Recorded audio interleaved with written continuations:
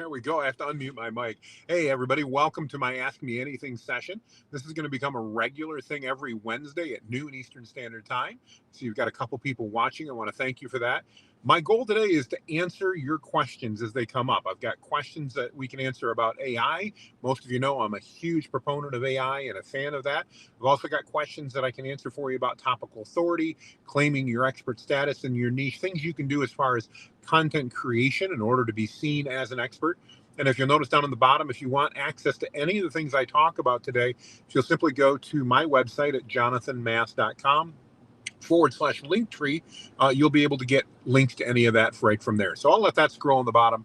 I do want to let everybody know I am actually doing this from my truck. I'm actually up at the hospital. My father-in-law is in the ICU, so I'm doing this from my truck while he's up there and my family's up there. No harsh comments. Everybody's good with me doing this. So, but I may falter a little bit as I try to get things working properly on my phone. So just so everybody knows that. If you've got questions, if you would, just put them in the chat here so that I'll see them come up. I'll be watching the stream here, and I'll go with the first one first. So, Booz, thank you for asking how did I get the beard to grow so long. Well, I don't know anybody cares about it, but since you asked, I'll answer. I've been working on this beard for about 6 years now, and it actually stopped growing more or less after about a year and a half. So right now we just don't do much. I wash it, I comb it, and hopefully it grows a little bit more. But this is kind of where it's been for about the last 4+ years. So anyway, thanks for that question, Booz. One of the other questions I got, thanks, Jeremy, which AI platform are you most excited about? That's a good question. And it leads into a secondary question, which I'll try to handle as well. This morning, I got asked by one of my group participants in our AI group. By the way, if you want access to that, just go to the link tree. You can join. It's AI prompts for entrepreneurs on Facebook. But how do you get started? If you're new to AI, where do you get started, and what do you do? Well, the first thing you want to do, in my mind, is don't get too caught up in two things. One, the courses. There are a gazillion courses available online, and everybody's claiming to be an expert and trying to sell you their course. I've bought a number of them. I can only recommend one. And I don't have it here on my phone, so I can't put you a link, but I will put that up there. Literally, most of them are just rehashing things that you can learn by doing a simple search on Google, reading a couple blog articles or whatever. My recommendation, if you want to learn how to utilize ChatGPT, Claude, Bard, Midjourney, those AI tools, start by signing up for accounts. Now, some of them are going to be paid and some are free. I have a paid ChatGPT account, the Plus account. I highly recommend that. I have a Google Bard account that's a paid account because I use Google G Suite or their Office Suite for my email and all that. I have a free Claude 2 account, which is amazing, and I have a paid Midjourney account that I use. If you're new to the AI world, ChatGPT, Bard, and Claude are all text-based tools that allow you to enter in text commands and get inputs or responses back. Most recently, there's always updates, but most recently, one of the big updates is that ChatGPT added in generative AI capabilities for image creation as well. So some of us, and I don't have it yet, but they're rolling it out this week, now have the ability to use a tool called DALL-E, which sets up and allows you to create images. So that can be great, but it is rolling out originally to paid users. So I do recommend a paid program for that. I also have a paid program for Midjourney, which is, again, a image-based AI tool. You can type things in, and then based upon that, you go ahead and get images that are generated. So I'm a big fan of that. Highly recommend those two. You don't have to pay, though. If you want to just get started and wonder if AI is a tool you can use, start with the free tools. And another tool I'd recommend is go to a website called Poe, POE.com.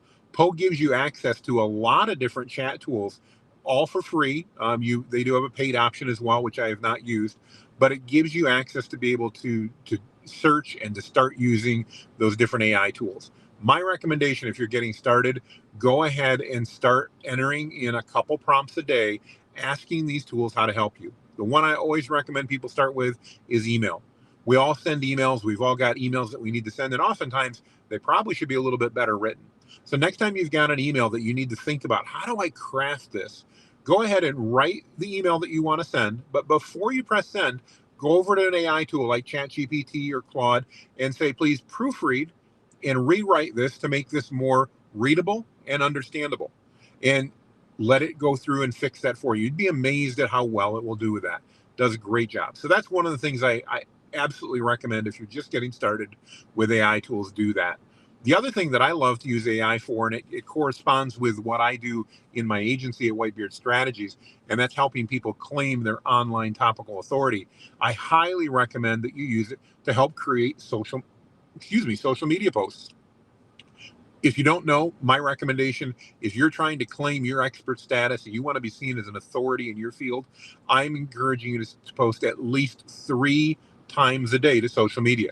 One of those, in my mind, should be a video, but the others are going to be different posts that you can put up about things that you know, answering questions, sharing news, whatever the case is, things that help support you as an expert in your industry. ChatGPT, Claude, and Bard are fantastic at that. Ask it for suggestions. Ask it to help create social media posts. Read an article online that you want to share. Instead of just sharing the link, go to ChatGPT and ask it to write you an engaging Facebook post to introduce this article. You'll increase your engagement. You'll get lots more value out of that. As far as AI tools I'm most excited about, and as I look at the infrastructure, again, I want to encourage people, don't get caught up in all the marketing hype for the latest and greatest tools that are out there. There's some amazing tools. There are also a lot of them that are a waste of your money. I believe that especially if you're new to AI and you're learning, the best way to learn is to start using the AI tools that I've mentioned, ChatGPT, Bard, and Claude, and just start using those and getting experienced with them before you go off and buy other tools. Do I use some other tools? Yes, I do. I use a number of tools that integrate directly with the API of OpenAI. That's a company that makes ChatGPT, and I like a lot of those. And again, for what I do, they're very valuable. But I don't do them all the time, and I didn't jump in first. I started by learning how to use the tools. So I think that's the best way to get started with those AI tools. John's asking, how did you get the scrolling domain? So John, I'm streaming this live, but using a tool called Restream.io. It's a platform that I do pay for and that I highly recommend. And it gives me the ability to superimpose a ticker symbol on the bottom. And so in this case, I just put in my website with that link tree, trying to make it easy. I know not everybody's going to catch this entire live stream, and I want to make it easy if they've got questions to know, how do you join my AI group? How do you download some of my free resources? How do you get access to different things like that? They can go ahead and do that right there and get access to my profiles, connect with me, message me, whatever makes sense. And on that note, if you're not comfortable asking a question here on the call and you want to go ahead and ask me something, go over to my website there at the link tree, email me, connect with me on social media. I would be more than happy to answer your questions. I'm here to help add value. That's the whole purpose of this session. The Ask Me Anything is all about answering your questions as they come up. So another question that I got earlier today was, Jonathan, how do you recommend posting a video a day? And I do. I recommend that you post one video every single day, 7 days a week, 365 days a year. How do you do that? How do you get enough time? People think, look, this is going to take forever. It doesn't have to take forever. Now, keep in mind that the reason I want you to post videos as a business owner, an entrepreneur, a professional, is I want to help you develop your topical authority. I want Google and your prospects to see you as the go-to authority in your niche. And I found, without a doubt, one of the best ways to do that is to post daily videos where I answer questions that I'm asked. Just this morning, I actually answered this question on a short video. When I say short, by the way, generally that's less than 60 seconds. And it's something that I'm going to post on Facebook and Instagram Reels. I'm going to post on LinkedIn. I'm going to post on TikTok. I'm going to post, I take it back, I don't always post on TikTok. I'm going to post on Threads. I'm going to post on Twitter. And I'm absolutely, most importantly, probably going to put it on YouTube as a short. But back to the question, how do I create videos every single day? Well, let me give you 2 tips. One, I don't record video every day, but I do post video every day. That means some days like today, I've already recorded multiple videos that are now saved to my phone so that tomorrow, Saturday, Sunday, whenever the day may come up, I can post without having to record new videos. Sometimes I'm just not in the right spot or the right mindset to do that. So I do batch recording. That's the first tip that I want to give you. The second tip I want to give you, and this is the way I recorded my video this morning. If you want to check it out, go again, check on any of my social profiles. You'll see I posted it probably around 8, 9 o'clock this morning. And it was, how do I create videos, edit them, and get them posted in less than 5 minutes? And I'm going to walk you through the strategy right here. Number one, use your cell phone. Just like I'm going live right here, it would have been easy today, guys, for me to say, hey, I'm going to cancel this live session. We've got a family health thing happening with my father-in-law. And again, it would have been really easy for me to go, look, I'm not going to do this. The reality is that he's not responsive right now, and being in the room, it's good for me to take a short break and step away. Thank you, by the way, for the comments on the prayers. I appreciate that. But it's good for me to take a little step away as well and get some fresh air. And there's no reason, I don't need an excuse not to do this. I can do this on my mobile phone. So tip number one, when you're recording video, don't worry about expensive camera equipment and fancy camera equipment. I love the equipment too, but you don't need it. Use your smartphone. It'll do wonders. Number two, hold your phone vertically, just like I'm doing here. So I'm doing what we call vertical video today. You should be able to see that based on the way you're watching me. The reason you want to do that, in my mind, especially for short video, is that your audience is likely to be engaging with that short video while they're on their mobile phones.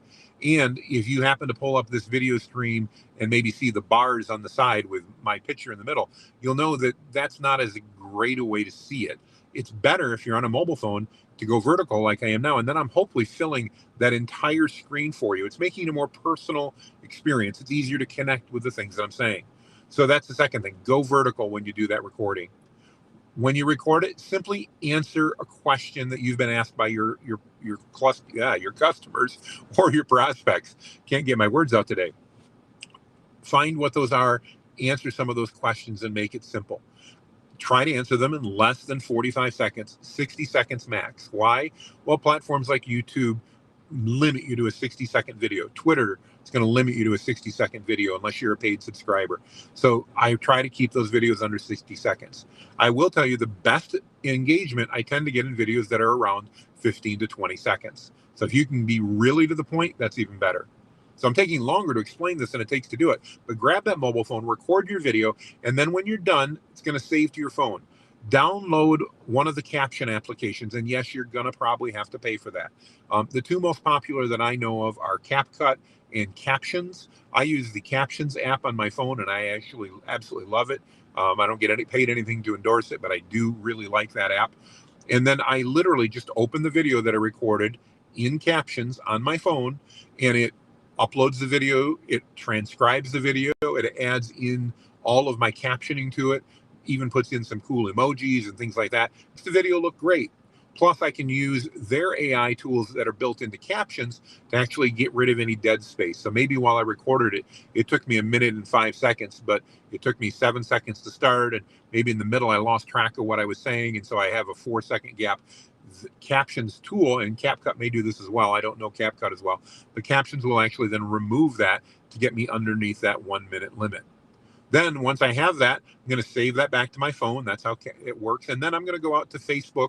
I'm going to go out to Instagram. I'm going to go out to LinkedIn, Threads, Twitter, Truth Social, YouTube. I'm going to post it everywhere I can. One of the other questions that always comes up is, do you post the same video everywhere? Yes, I do. I look at this much like you're advertising. If you're going to advertise on the radio, for example, chances are you're going to run the same radio ad on multiple stations if you're covering multiple stations. Why? People tend to listen to one station or another. I think in social media, it's very similar. If I'm going to post this video, I want to post it to multiple places, but I want to post it to where that my audience is going to see it. And the reality is they're not likely to see the video on multiple platforms the way things work. If they do, that's okay. Remember, many statistics tell us that you are not even aware you've seen an ad. While my videos aren't just ads, they're hopefully informational. You won't even realize it maybe until you've seen it multiple times. In radio, they say 13 times is the key. So don't worry if people see your video on multiple platforms. It's not a big deal. Super, super easy to do. So hopefully that helps. And then you get that posted. By the way, one tidbit there, if you link your Facebook and your Instagram accounts, which they make it easy to do at Meta, you can then post on Instagram or Facebook and post to the other platform. And that makes things super simple. They also just recently added a new feature on Facebook, if you're posting there, that if you have multiple profiles, maybe a personal profile, a business profile, a professional profile, and that you can actually post once and then select those other profiles and post to all of those at the same time. That can save you a bunch of time and energy, which is great. So John also asked about how has Midjourney helped me? Well, first and foremost, I love creating graphical images. And if you followed what I do, I create a lot of what I call Pixar style, Disney style animated images. Why? I like the way they look. They make me smile. And I've gotten great feedback from the community that they make you guys smile as well. So I create a lot of images there. I create images on Midjourney for my social media posts. I create images on Midjourney for my blog posts. There's even new tools that I'm trying out right now, and I don't have anything to show you, but where you can actually create a Midjourney image. You can then, let's say it's of an individual or an animation of a Disney cartoon or something like that. Again, when I say Disney, we're not copying Disney here. We're just using that style in the same way that you as an artist or any artist might see another artwork and then have that inspire them, or that a musician might hear a song and have that inspire them. I've been inspired by the Disney stuff. I'm not creating copyrighted material. It's just in that same style. It's very, very unique to what Midjourney's creating. So just in case that's a question. But you can actually then take those animations and upload them to another service.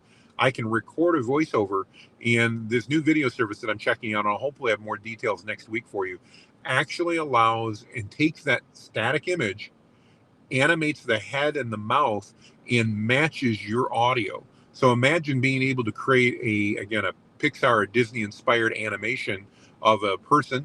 That person could represent you. You go and do a voiceover, and the tool meshes those two together and creates a talking head animation for you. Really mind blowing. What's capable of doing there, and super super cool stuff as well. So that's how I use Midjourney. I use it regularly for that. I also I do have a commercial license there, so I use it to create imagery for my clients and their social media campaigns, their blog posts, and things like that as well. So another question I had was, Jonathan, you talk a lot about topical authority. What actually is that, and what does it mean? Well, that's a great question. So when I'm talking about topical authority, what I'm talking about is creating the content and answering the questions that you need to answer online so that Google sees you as the expert in your field. And that means when people are searching for the things that you do, your services, your products, anything like that, that they're going to find you and see you as that expert. And people are more likely to work with you and engage with you if they see you as an expert. What's involved in claiming that expert status and building topical authority? Well, the first step is going out to Google and finding out what questions they want you to ask or answer, in order to be seen as an expert. If you do a Google search and you scroll down, you'll see that Google is going to show you a section called People Also Ask or Others Ask. And it gives you other questions that people are asking about the topic that you're looking for. So hypothetically, if I'm a roofer in Escanaba, and that happens to be a town real near where I'm at here in Marquette, Michigan at the moment, I can do a Google search, and it'll tell me what other things are people searching for when they're looking for that particular topic, when they're looking for a roofer in Escanaba. Then I answer each one of those questions, and I make sure that I've made that clear so that I can provide a response to that. I do a written response as a blog post. I do a video that answers that, and then I create multiple social media posts that I'm sharing out to social media. All combined, along with some press releases and a little bit of AI magic, we can then help you create topical authority by creating great relevant content. And that makes you the go-to expert in your niche. So hopefully that explains a little bit more about what topical authority is and how it works. Another question I got asked the other day was, how many times should I be posting on social media in order to develop that topical authority, to create that expertise? Well, as I mentioned earlier in the stream, my recommendation is a minimum of three times a day. I was just looking at the timer to see how long we've been talking, or I've been talking, and my recommendation is a minimum of 3 times a day. You can do more, but do at least 3 times a day. Remember, if you're doing a daily video, that means posting a daily video and at least 2 more. So those are some things that can definitely hopefully help you out in that process. Another question I have is, how often should I be doing, and hang on here a minute, I'm going to get interrupted. My son's coming down from the room here a minute. You'll see him in the background. Hey, Xander, I'm doing a live stream, but you're welcome. Go ahead. Everyone's coming in. Okay, no problem. So and I forgot the question due to the interruption. I apologize, folks. The joys of being at the hospital. So everybody's coming back. It looks like I need to go because it's time for me to take everybody to lunch. So I want to thank you for joining me today. Everybody, make it a fantastic day. See you on the other side. And go visit me at jonathanmast.com/linktree.